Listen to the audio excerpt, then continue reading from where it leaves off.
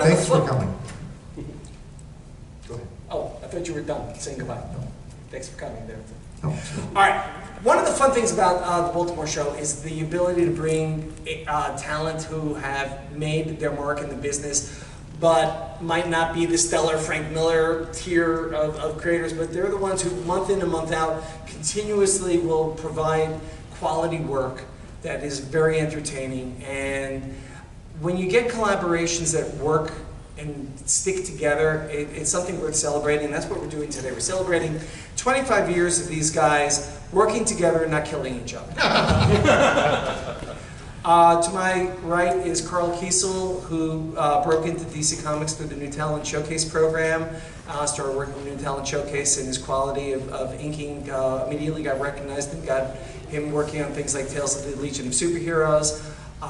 Then inking John Byrne on the Man of Steel reboot, and then I stole him sort of to work with me on Suicide Squad for a bit before he got too big for his britches and left.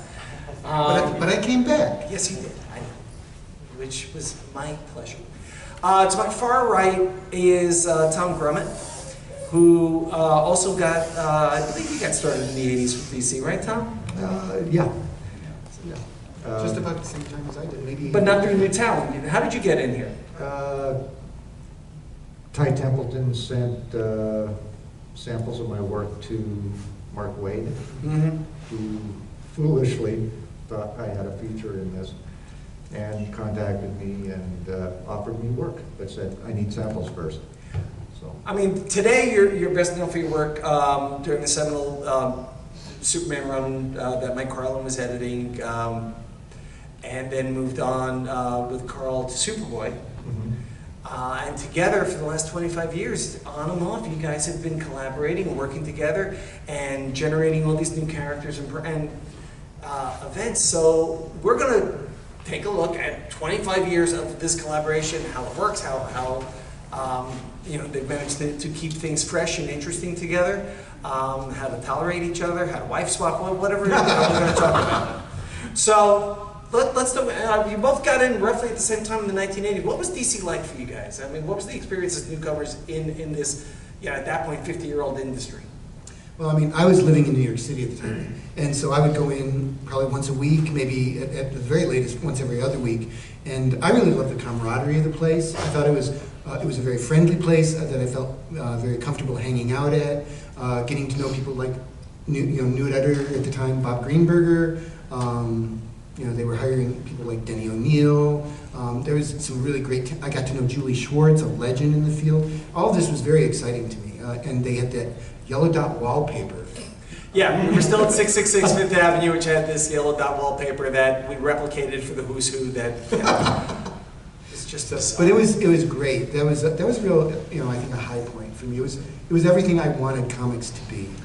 And Tom, as a Canadian, you were shipping your stuff in. You didn't come into New York very often, right? Only once I joined the Superman team. So what was it like when you first visited us? I thought New York was possibly the scariest, but the most exciting place on earth. And I loved the DC offices, yellow dot wallpaper, and all.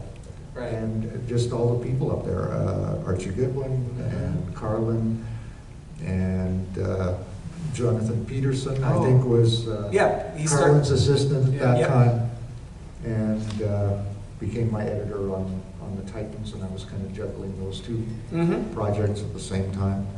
So it was very family-like to my mind.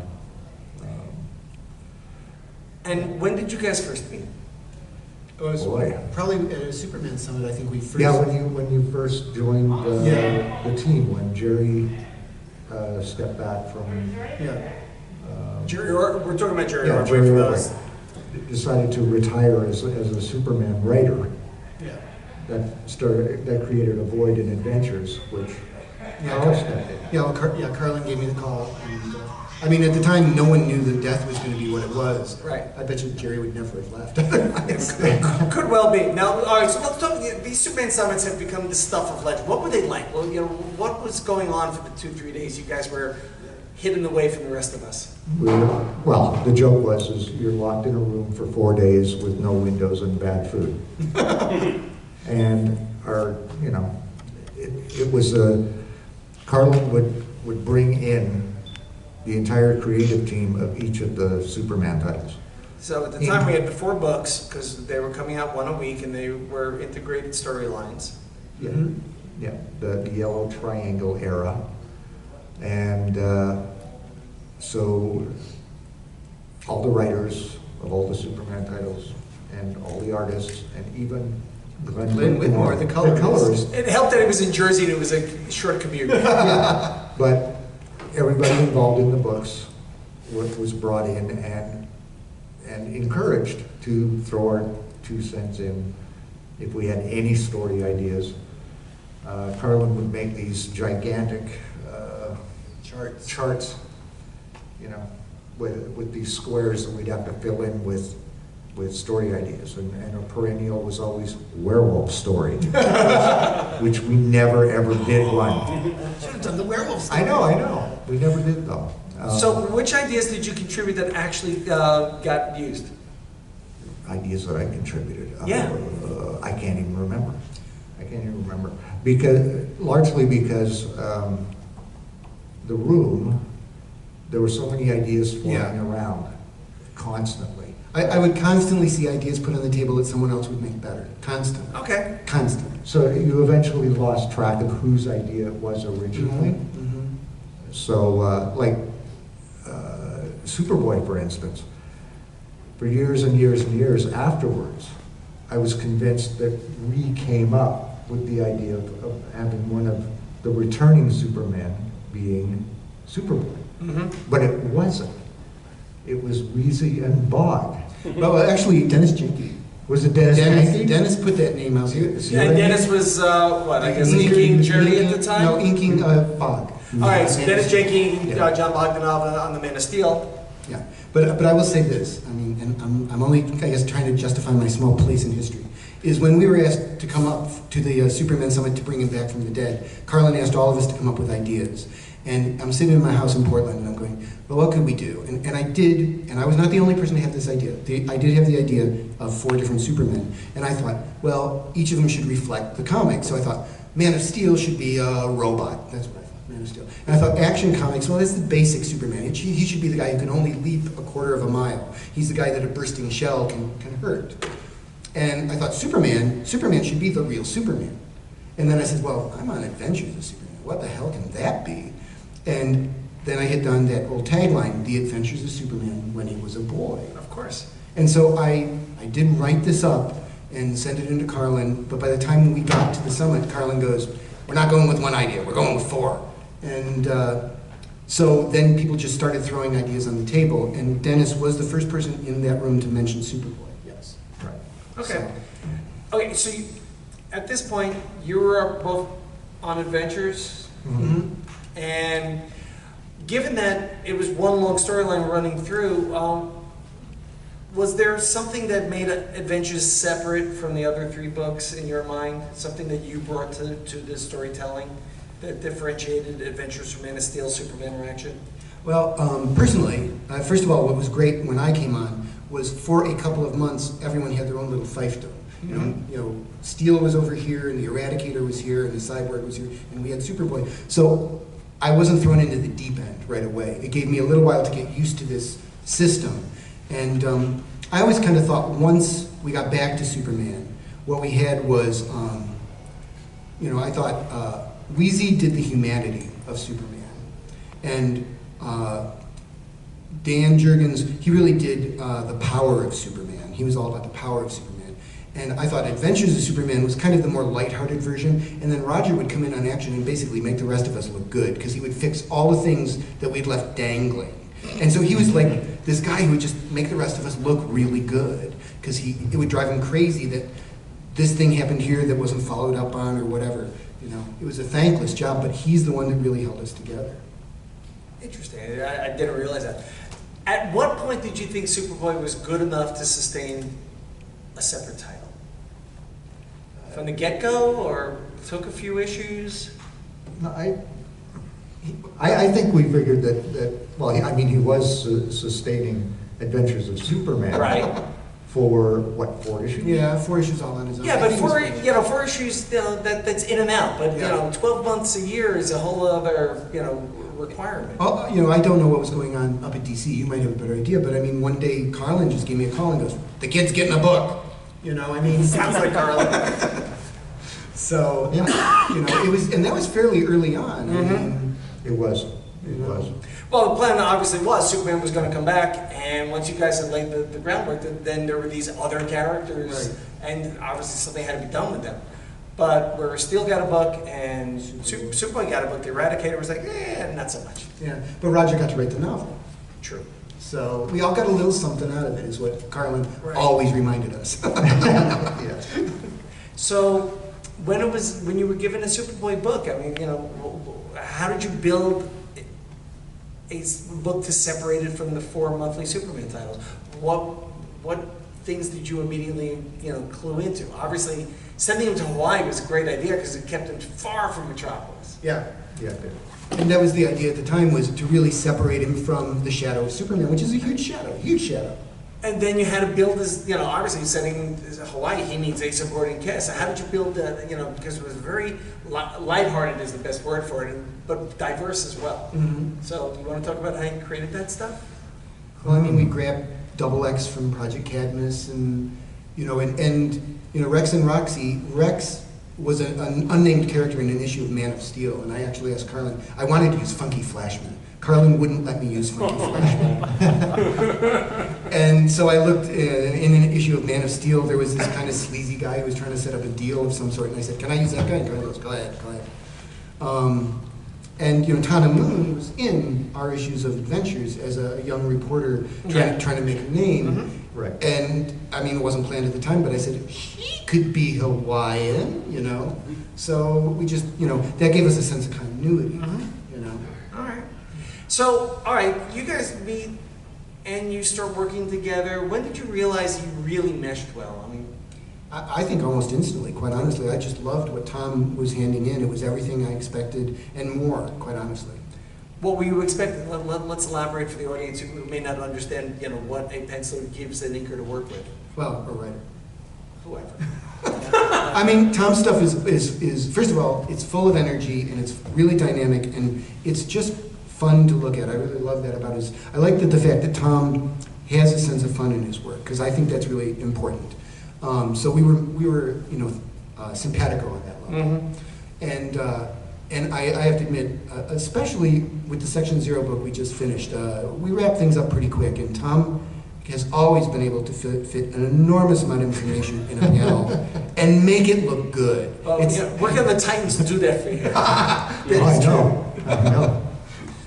So, Tom's storytelling is crystal clear and really dynamic and moves forward and reads well and his characters are well defined. I mean, there's just nothing to not like about it. And Tom, you've been inked by quite a number of people over the years, so what is it about Carl's line that you think works so well with your pencil work? I don't know. Frankly... It's going to be a short panel if you keep saying Well, but here's the thing.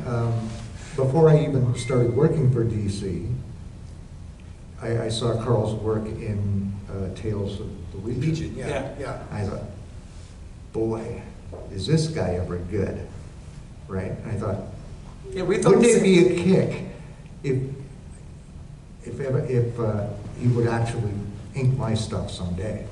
I can see that because you were Terry Shoemaker, who was also coming out of the talent show days, and his pencil and your pencil, at the time, I could see a similarity enough that I could see where you would notice his inking. Yeah. Well, I can tell you the other side to that story is I remember coming up to DC one day and Mark Waid goes, "I got this great new penciler that you would be so good on." And it was Tom who was drawing his first job for DC, which was The Secret Origin of Animal Man. And I remember seeing his pages and I'm going, these are beautiful, but I got no time to ink this. So I had to pass on it. And just about at that time, for a very short time, I was off contract at DC. And I went down to Marvel. That was a mistake. I went down to Marvel to see what they had to offer me, and there was an editor down there named Kurt Busiek, and he was editing something called Open Space, which was a science fiction anthology. Right. And as soon as I walked in, Kurt goes, I got this guy you would be great over. His name's Tom Grummett. Look at these pages. So, I mean, these were two different people throwing Tom Grummett at me from both sides, you know. And, you know, quite honestly, these are smart guys. And they could see that my work and his work would gel, and they were right. Yeah. And as you were working over the years together, you know, were you in communication a lot? Did you talk, you know, did you talk shop talk, you know, artist to artist type stuff, technique, you know, playing around with tools? I don't know if we've talked a lot about technique. I don't remember that. I mean, usually on Superman and Superboy, when I would come up with some basic idea for the story and give Tom a call, and we would throw ideas back and forth how to flesh that out. Mm-hmm. And then I would sit down and write up the plot based on that. Because at the time, the Superman and Superboy books were done plot dialogue. Nowadays, everything's like full script. These days, yeah, the You pendulum know? is certainly swung. Yeah. So, and I will say my plots were very tight plots where I broke down everything panel by panel, but I didn't figure out, I would say like, and then Superboy says something funny. I knew that was a beat that had to happen. And Tom had the ability to push and pull that stuff. And Yeah, that's exactly the way I called it, push and pull. yeah. Everything that I needed to tell the story visually was in the plot, but it was open enough that I could play a little bit with it, and you know, get the rhythm of the story right. Right. And even though he tightly plotted beat by beat, if you felt you needed to move panels from page to page, you could? Or combine panels or split panels, yeah. Yeah, that was almost automatic. If need be, I had that ability. That's what working from plots gives you. And, you know, creating the characters for Superboy, you know, you had King Shark and Knockout. Knockout. And one of my favorites, quite honestly. I'll talk about Knockout for a moment. It was a great name. and obviously she should be super strong, and you know. But, you know, the whole apocalyptic angle, because Yeah. you always had a thing for apocalypse. Yeah, I've always liked the Kirby Fourth World stuff, obviously.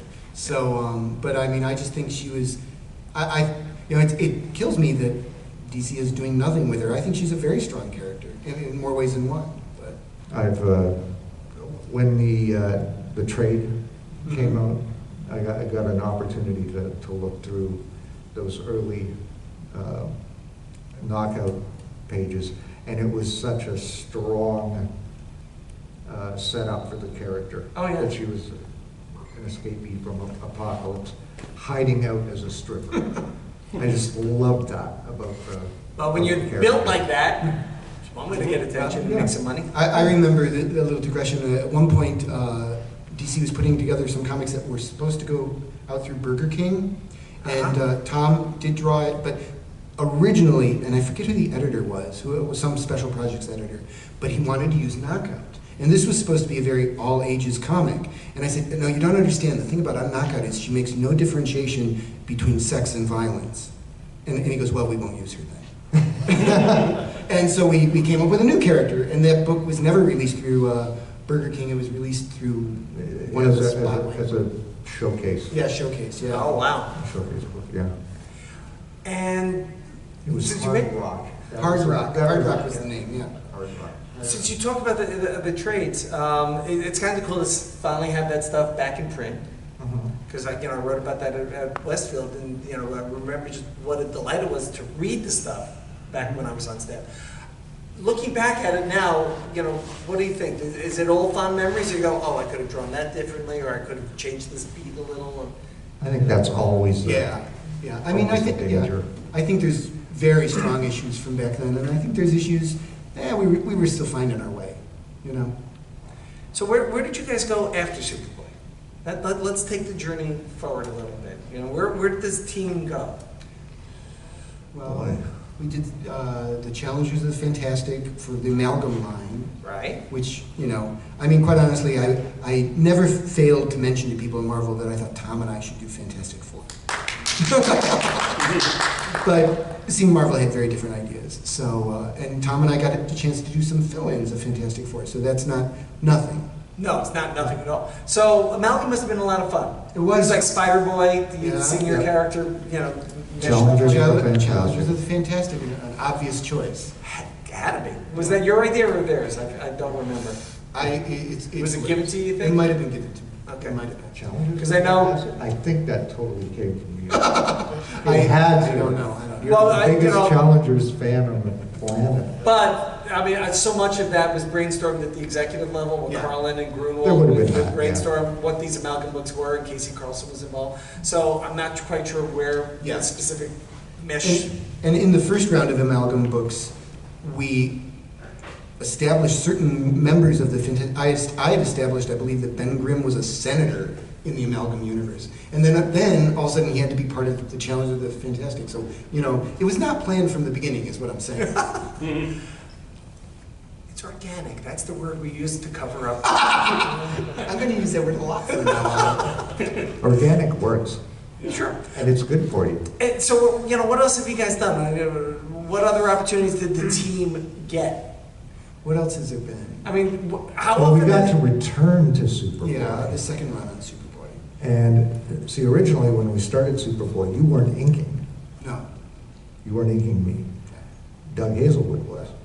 When we returned, Then I was inking. then you were inking. Writing and inking. Yeah, and really just, that was my focus. And then we got to really play in the Kirby sandbox Yeah.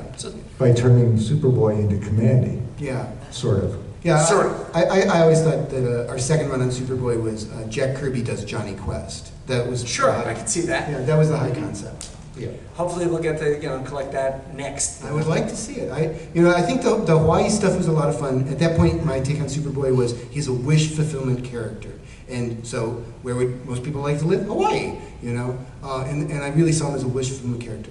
But the second time around, like I said, it was Jack Kirby does Johnny Quest. Think to consider, keep in mind, Superman died in 1992, so 1993, early that year, we get Superboy, and he's in Adventures until he moves into his own book. So now we're into the early 90s, and Grim and Grady was the big thing, thanks to Frank and Dark Knight, and then Image came and took it to another level. And, this is all early 90s stuff, and so the work these guys are doing was very different. It was like a sorbet, light and very satisfying, but it didn't leave a heavy feeling afterwards, like some of the comics that were the big sellers of the day. And it was nice that the business was able to allow for a spectrum of flavors for people to pick from. Because not everybody liked it heavy, not everybody liked it light, and it was great to have that alternative here and have you guys partner up and have a nice sustained run. Right. And it is uncommon to have a collaboration like you guys for so long on the long run. 2 runs of Superboy, and then the other stuff you've done. So, between Superboys, where were we? What were we doing? Oh, I can't remember. I should have printed out your Comics TV page. Yeah. I thought you'd remember. No, I have to say, other than what I mentioned. Okay, between Superboy and Section 0, we started playing around with those concepts around 96. Yeah, 96. Yeah. So you were thinking about That's how when we you would work said- together? Yeah. Yeah, we'd been, well, you were the one who broached the idea of Section 0, which is essentially your brainchild, originally. Yeah, I guess so. And you said, what do you think about this? He phones me up one day and he said, what do you think about this? And it was the usual, oh, okay, this is very exciting. And I throw my 2 cents in, and I think I even came up with a character or 2. You came up with Sargasso and Sam Wildman, two of the major characters, quite honestly. Yeah. So everyone here is familiar with Section 0, the new book old new book that these Old guys new have book. just Yeah, there's a story all there.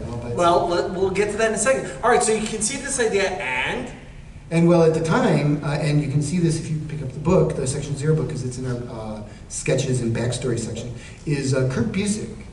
that name again. Mr. Brainchild. He has a million ideas, and most of them are very good ideas. And he had this idea in '96 to do a anthology comics magazine, which would have, I believe, 4 20-page stories in it, and then filled out with articles about what few, at the time, comic characters were in other medias. Like Blade the Vampire Slayer was out at that time. And So we were brought in to do Section 0. And Kurt, what was Kurt going to do? I think, that wasn't Shock Rockets at that time. I forget what they were. Kurt was involved, Mike Wade was involved. I do remember Roger Stern. Roger Stern was going to do something called Mystery. And Mark Wade and Terry Dodson was going to do something called Target. Right. But for the life of me, can't remember what Kurt was going to do. Okay. Yeah. So. But the magazine never happened. No, we all did. Shock Rockets? No, I don't think they were doing that for. Because who was Kurt working with at the time? It wasn't. Aerosmith? No, it wasn't. No, that came much later. That's Pacheco. Wikipedia says Stuart Immonen. Yeah, but that was with Gorilla. Was that even with? It says Shock Rockets and Superstar. That's Guerrilla Comics. This is before Guerrilla Comics. Sorry. This is before. Yeah, this is pre-Gorilla. We're building to Gorilla. Sorry. Yeah. So I don't remember what Kurt was doing, but anyways, we all produced a splash page and 2 interior pages to shop around to show to people. And Kurt also put together a cover, which he asked for Section 0 to be on very kindly. And then they shopped it around, and no one was interested, so it died. That's fine. Okay, but you had this great concept, and now that you're working on it, so let's get to Gorilla, which was a short-lived imprint by some very familiar names. Yeah. How did you get involved with them? Once again, I was talking to Kurt at one point, and Kurt says, well, me and Mark, we got this idea. And Mark's got a million ideas, too. Yeah, Mark's the This would be Mark Wade. Mark Wade, Oh, yeah. him. And, they were going to do this imprint through Image, and I kind of very gently inserted Tom and myself into that. And Kurt was enough of a friend and too kind-hearted to say no. And so we were, quite honestly, working alongside, Kurt and Stuart Immonen on Shock Rockets, and Mark Wade and Barry Kitson on Empire, and George Perez on Crimson Plague. And then they brought in... Was Art Adams? No. No? I'm thinking of something else then. Go ahead. They brought in Todd DeZago and Michael Ringo with Telos, which already existed, but they brought it in, and then there was me and Tom. And I quite honestly felt we were swimming with some very big fish. But if you think about it, as a line launching with these creators, it made a splash at the time. Yeah, it did, yeah. So what happened? Well, we were supposed to have financial backing so we could have a page rate. Right. And that really never materialized. And then on my personal level, I got divorced and then could no longer, quite honestly, my first wife, Barbara, her income was supporting me to work on Section 0. And so when I got divorced, I did not have that, and I had to tell Tom, I cannot continue this. I've got bills to pay, and I've got to do work for DC, for Marvel, whoever will actually give me a check. And so we had, after 3 issues, and we'd finished about half of the 4th issue, as far as, once again, it's in the book. I printed all 12 pages we had finished. But yeah, I had to walk away from it, and that was very sad, but it was just the reality of the time. So from then, and then we're talking the 90s, if I recall. Well, Gorilla was 2000. 2000? All right, so all right. To today, that clearly did not die and vanish in your heart. No. So what brought it back today? Well, we actually came back in 2012 as a webcomic. Really. I thought webcomics are the future of comics. And so we reprinted all of the Section 0 stuff online.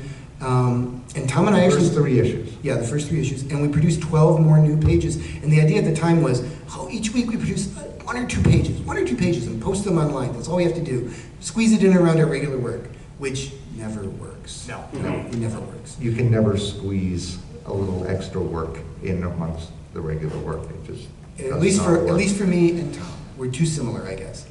So, but we did get 12 new pages out of it, and then it died on the vine. But that's 2012. 2012. Now. Yeah, now, since then, there was a time IDW talked to us about publishing Section 0.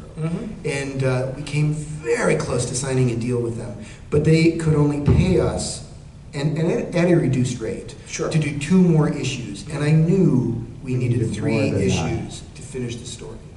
And Tom and I tried to go, well, could we take that payment and stretch it over 3 issues? And quite honestly, no, we couldn't. There was just no way I would pay my bills out. So while everyone was very excited about those possibilities, we actually had to turn that offer down. But once again, we're still Section 0 is not far from the top of our minds all this time. And all this time, I have to say, I'm eyeing Kickstarter, and I'm seeing, like Gail Simone make oodles of money, and I'm just going, I think we can do this.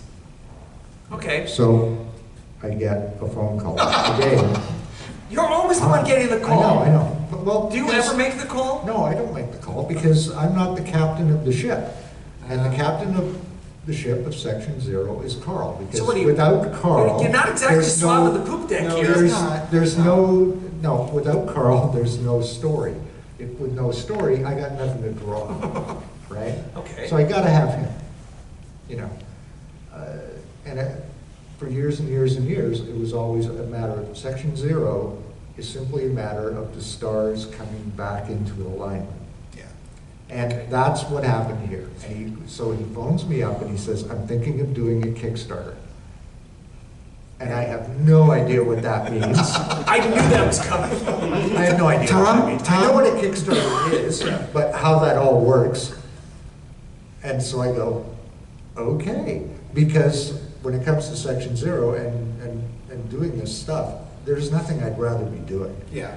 Because I simply feel the most at home working with these characters and with this guy, and it's home. It feels like where I need to be. So it simply has to come from the captain. We're taking the ship out again. Okay. And I go, aye, sir. All right, so Tom, I'm Mr. Smee. I prefer to think of it as Gilligan. Yeah, it's kind of like that. But so little buddy, tell me. If you're unfamiliar with how Kickstarter works at all, what was your reaction when you saw the money that you actually managed to raise for this? oh, I never actually did. Funny story. You never. We again. So Carl puts everything together, launches the campaign. Mm-hmm. Okay, and it starts to build, and then it starts to lag. Which always happens. Which does happen. Always happens. Which does happen. And I'm getting ready to do a convention in Niagara Falls. Mm-hmm. That's right. And in the days leading up to it, and the campaign is slowly getting closer to the end, and once again the phone rings, and it's Carl. He's saying, I don't think we're going to make it. We have to relaunch it immediately again afterwards, after we adjust the amount we need downwards. I said, okay. And so eventually, so the final few days are the days leading up to the convention, and I have to travel there. So I can't, I'm on the airplane, I can't get any information about how the thing is doing or not, which apparently, the final few hours, the internet beast woke up. It woke up, and it exploded, and we got funded. Yeah. Right. It was literally in the 11th hour. You got over 100%, so. Yeah, we got a little, a few thousand over what we were going. Which is fabulous. Yeah, because we had a high goal. Right. I know we had a high goal. Well, you had, an ambitious package, which is available down at their table. You can look at it. Yeah, we actually now have the package, yes. So, you sweated to raise the money. Mm-hmm. Then you sweated for Tom to draw the pages. And you were keeping everybody updated, because I was one of the backers, and we get these great, hey, Tom drew a page today. And, it's finally done, and suddenly there's this beautiful book available at their table downstairs. And probably everyone here has the book. How's that feel? It feels fantastic. Yeah, I have to say there is nothing I'm more proud of than that book. Because you had total control over the package. I mean, you oversaw the design. You had final say over every aspect of this. Yeah, and quite honestly, I'm a big believer in editors. I believe in having fresh eyes look at my work. God. No, I am not someone who says, oh my God, that's interfering with my artistic vision. I would like to have final say, but I would like to have someone like Bob say, you really think this is the right thing for this character to do? And then if I say, yeah, Bob, then it kind of ends. But maybe I'll go, that's a really good point, Bob. thanks, you know? Not that I had anything to do with it, other than give them money. All right, so the book is now done. You're cavelling over its success, the fact that it exists, the fact that you're doing the shows and stuff. Mm-hmm. Are you going to go back and do more now? That's the plan. The plan is to go back and do more. Tom is finishing off some sketches now for our backers, and once those are done, I plan to have a plot for him for the next volume. And as long as Kickstarter can support us, we will keep doing that. And that becomes an interesting question. So let me plug the Kickstarter panel I'll be moderating tomorrow at 5 and somewhere up here. I didn't know you were doing that. Really? I would like to see that. Yeah, Tom Zoller, Paul Story, Steve Conley, and I'm trying to remember who else. They put together the panel and asked me to moderate, and it should be an interesting conversation because it's become a new way of publishing if it's sustainable, and that's one of the things we're talking about. Plus all the trials and tribulations of actually mounting the campaign and sustaining it and then fulfilling it. Yeah. So it's 25 years. You guys don't sound tired of each other yet. No, not at all. I think this is just beginning, quite honestly. You got 25 years left to do. I hope. Let me put it this way. I think our best years are ahead of us. What sort of things other than Section Zero do you see yourselves doing going forward? What sort of projects, what are the things you most are creatively interested in exploring? Well, I mean, thanks to Section Zero and Kickstarter, I would really like to pursue more creator-owned properties. I find that very exciting. Quite honestly, I'm very motivated because I have children now. And there's something to be said about leaving something for your kids, besides them being able to say, my dad worked on Superman. They're not going to get rich off of Section Zero. Maybe, but maybe they will. I always say Section Zero, we're following the Iron Man business model, which is exist in obscurity for 40 years, then become an overnight sensation. So really, when the Iron Man movie came out, one of my bank tellers said, is this a new character? He's been around for 40 years. So I don't expect I don't expect to get rich off of Section Zero. I certainly wouldn't turn down the idea of a nice movie with these characters. But at the end of the day, this is something I can leave my kids, and that's really what's important to me. Sweet. How about you, Tom? Oh yeah. No, you want to leave something to Carl's kids? I like the idea of doing more creator-owned stuff. I think there's an audience out there that is beyond the current audience of fandom. I think that's very true. Yes. It kills me that I cannot give a Batman comic book to my grandkid in its current form. I grew up on Batman. I read Batman since I was 6, right? So you're suggesting your children have never seen a penis before? I was going to say, is that what it's called? It's the Black Label. The Black Label, yeah. But no, even prior to that, the Joker getting his face stapled on, that's not something I could hand my... He got better from that. I know he did, but you know what I mean. I think is that there's a place for the kind of stories that Carl and I tell, I think. And I think you're right, Tom. I think when you look beyond comics, there's a real hunger for it. I mean, quite honestly, I think the guy who does it best and who I constantly rewatch the TV episodes of to try to learn from is Joss Whedon. Joss Whedon knows how to tell gripping, dynamic stories that are humorous and fun, but the humor does not undercut the drama and the surprise and the suspense. I mean, and his characterization is so great. Yes, no question about that. I mean, and there's obviously a huge hunger for his work. Yes. Hopefully there'll be more of it. Yes, I hope so too. But I would say, while Tom and I would like to continue with Section Zero, and that's our plan, I do have some downtime, and so I've started another project called Impossible Jones with David Hahn. David and Hahn, I've known David for many years, and I've always really liked his art, and we've worked together on a few things. I did a few backups with him at Marvel. I did, when I was doing my web comic, David actually did a Johnny Zombie story, and then recently we did a commercial job, and I called up David and I said, David, I think anyways, I really like working with David. So when I was looking for someone to work with on this second creator-owned project, I gave David a call.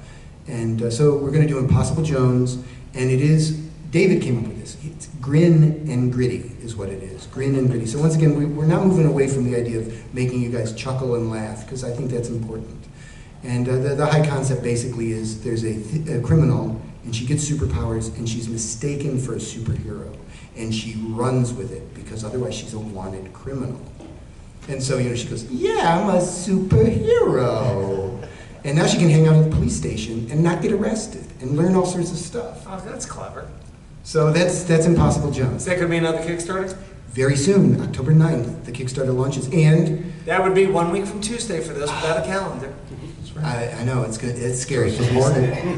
We still got a lot to do. But I will say, I was going to say something else about it, now it's gone out of my head. Okay. So. And Tom, what are you working on between Section Zeros? Anything that happens to crop up. Every once in a while, DC throws something at me, or Marvel does, or I get a commercial job, or this or that. Otherwise, you're playing Grandpa? Otherwise, I'm basically playing Grandpa. I do a lot of these shows. I do a lot of commission work, that kind of thing. Okay.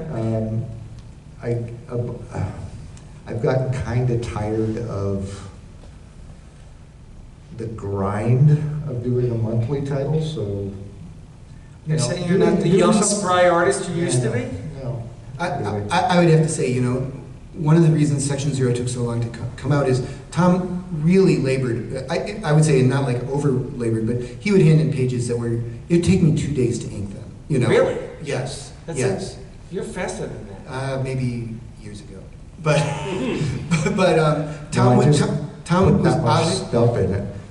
was obviously throwing himself into this book, which, and one of my rules as an inker is I can't let the inks detract from the pencils. If I hand in inks that are worse than the pencils I got, I'm not doing my job. Sure. So all that Tom threw in, I felt honor-bound, duty-bound to retain and keep, so it took me forever to get that too. Yeah, and see, the reason I gave you so much work to do is because the story was so good that it demanded of me that I could not do I just couldn't, chop it out. Yeah. I had to do art that was worthy of the story we were trying to tell. And it was, this took us 18 years, It had to be up to a certain level. Yeah, we really wanted to do this right. We really did. Yeah. So, and I'll say, specifically, if you get the book, there's a extended scene about 15 pages that takes place in the Green something Marsh in North Carolina, which is a real place. And Tom, when I got his pages, I was like, going, we should have set the whole book in this marsh. These pages are so great. It's a swamp. I thought we're draining the swamp. Yeah, well. Anyway, we got like 10-15 minutes left.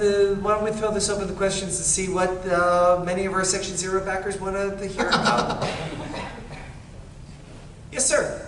I do want to say thank you both for your work on Superboy, because at that time I was around the character's age. Yeah. So I really appreciated the work that you both did. And I do want to say I like the fact. I guess, can you speak about adding like teen characters to both of your runs on Superboy, because you utilized Legion, the Tim Drake Robin. I really appreciate that, because you really created a sense of, he went from being a loner to having friends. Yeah. I don't know what I can add to that. I think you're right. And I am a big believer that, like you said, you were a teenager at the time. So I really think you can identify with heroes your own age, and so and because of that, I actually have a corollary, which I think is if characters age in real time, you would always have a connection to Superboy, except he wouldn't be Superboy anymore, he'd be fully grown. And I understand there's a commercial problem with that on a commercial level, but I look at Gasoline Alley where the characters age and stuff like that, and I don't know. And that's why in Section Zero the characters age in real time, and in the first three. So they've aged 18 years. Yes, they have. Issues 3 and 4. Yes. Yes. Yes. In fact, the first page of Chapter 4 says 18 years later. That's the caption. So this was the first page of, you know, the new storyline that I got from him 18 years later. Okay.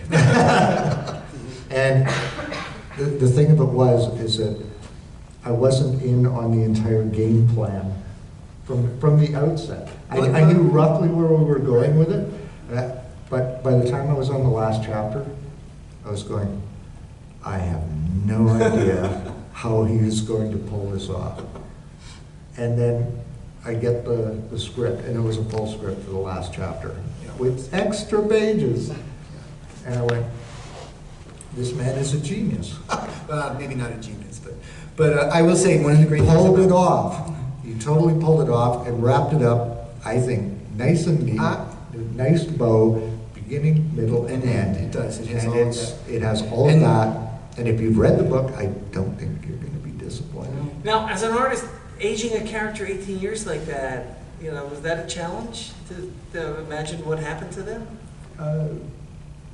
Not really, because some interesting things happened to certain characters. Yeah. Interesting things happened to Sam. for Yeah, very instance. interesting things. We don't see A.J. Keeler. No, never in the whole story. Well, after the 18 years, we don't see A.J. Yeah. But he is mentioned, and he's much older and not doing as well, Yeah. apparently. So, And we'll see more of him in the next volume. yeah. Oh, cool. All right. Did you had your hand up, then you.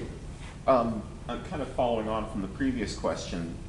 Something that I didn't appreciate as much in the 90s, but I'm really enjoying more now, is especially in those early Superboy issues, the way that kind of, since he's in Hawaii, Hawaiian culture and society and history was incorporated, especially things like the Silver Sword character. Yeah. And I was just curious to hear about sort of where that came from in the process, designing the character. Well, it came from a lot of research, I can tell you that. I mean, when we started the book, I'd never been to Hawaii. I've since been a few times, but at the time It's I a didn't. tax write-off. What? It's a tax write-off. It's research.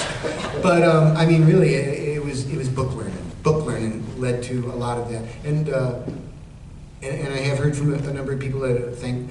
Wait, I take that back. Not all of those book learning. I was contacted very early on by a gal named Hillary Chang, and she lived in Hawaii, and she liked Superboy. And when she heard he was going to be in Superboy, she goes, "I will send you information." And she would send these huge manila envelopes full of information about what life in Hawaii was like. Did you put her in the book? Hillary Chang. It wasn't the name, at least, I thought. Her name, boy, it was a while ago, so I can't remember. I think I should have if I didn't. But yeah, Silver Sword came from, you know, a plant that grows in Hawaii, and, you know, I did try to, you know, be as specific to the place as possible. See, that's part of storytelling is if you're going to set a story in a particular place, you have to make it kind of real for people who are reading it, even if you've never actually been there, like myself. So this is what I tried to do, was get that kind of sense across. You have to make the world real somehow. Sure. I just wanted the two of you mentioned it a little bit, but I had the great fortune to read Section 0 this week. I was on a business trip. I took it digitally and read it a little bit every night. It was fabulous. I must say I was cautiously anxious about what was going to happen during that, between issues 3 and 4. And I don't want to give anything away, but it was stitched together perfectly. Thank you. I really loved everything you did. And it was just so exciting to see all the little Easter eggs you threw in for people that have followed you on other work too, Carl. Yeah. I love the Johnny Zombie reference. So Yeah. That's really nice to see. Yeah, the first unofficial crossover. I'm happy to know we'll see more of AJ because I want to see more of Tesla, because we don't see much of Tesla. No, he doesn't show up a lot in this Yeah, issue. but I'm really, the characters are so rich. I mean, you both created characters that are just fabulous, and I want to see more of those. That's Well, great. thanks. Well, the characters have become very real to us, to the point where, I start thinking about what their lives should be like, and kind of little nuggets of ideas of where they could go next, and that kind of thing. So we've got this, now we have twice the size of a cast to play with. And it doesn't mean everyone has to be on stage all the time, you know.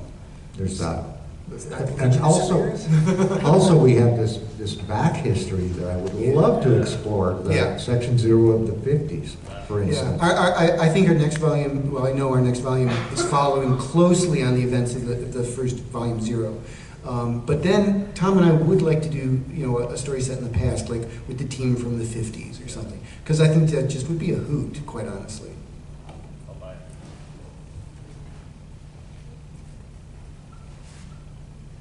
Mine's not really a question, but a statement. I think it's a sad shame that I've never got my Kiesel, Grummet, Kessel, Fantastic Four. And yes, I said your name at the beginning and end because you have to write in and get sorry. If that would happen, I'd be very happy. Well, you know, now that the book is back, anything is possible. And just that the two of you together, I think, as a pencil or inker team, are better than the sums of the parts, if that makes.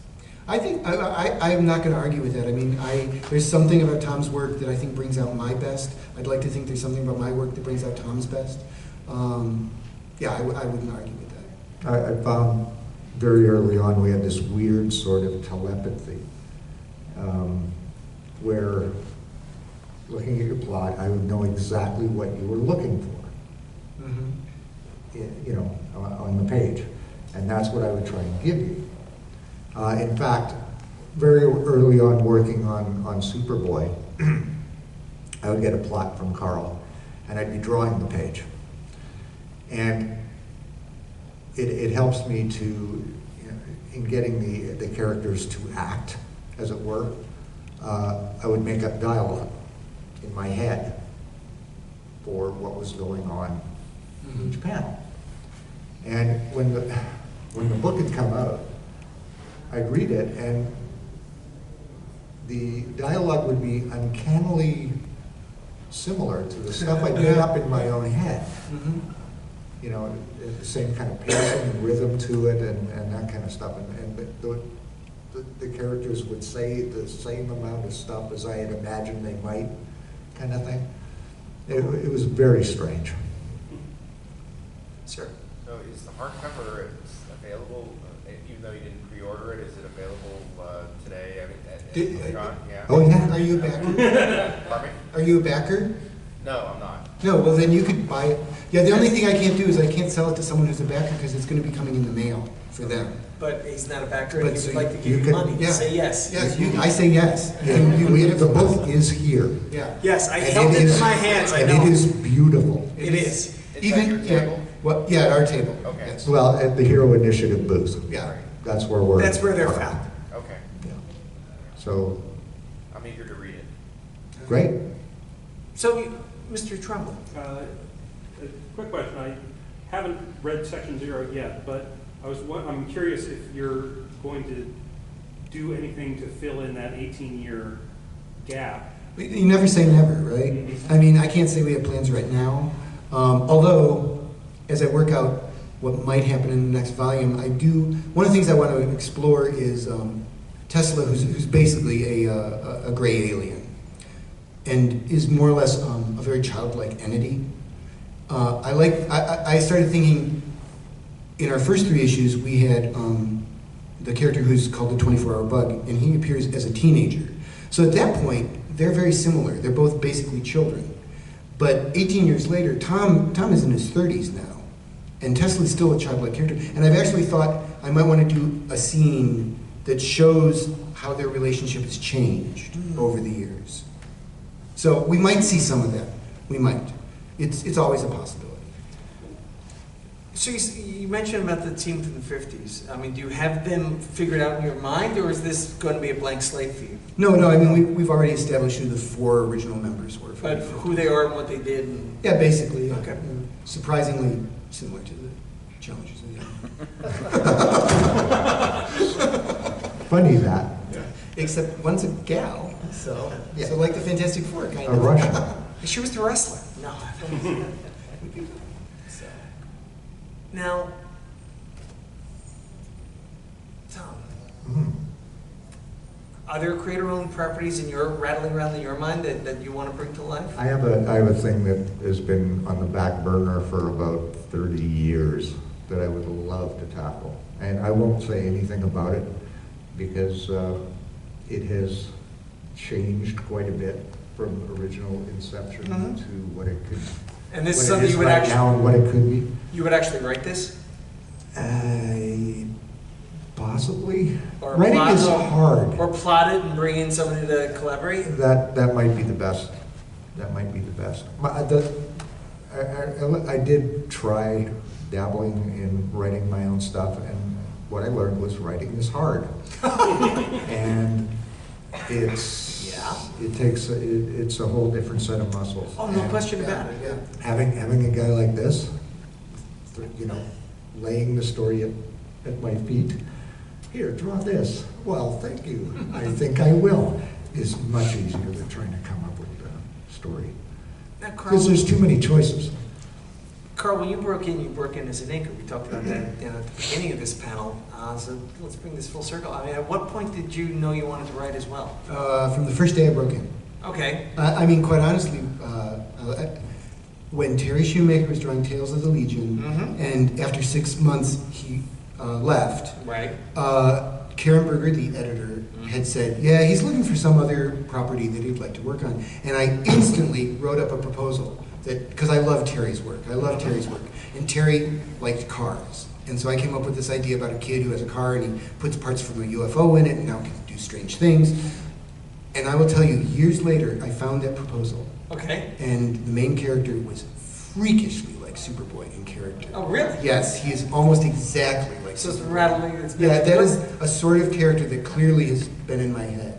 You know, it's interesting. You know, Terry and Greg Shoemaker's brother. You know, they burned somewhat brightly in the '80s and then just vanished, which is a shame because I think Terry had a career ahead of him. Yeah, yeah. He went to live on an island somewhere, didn't he?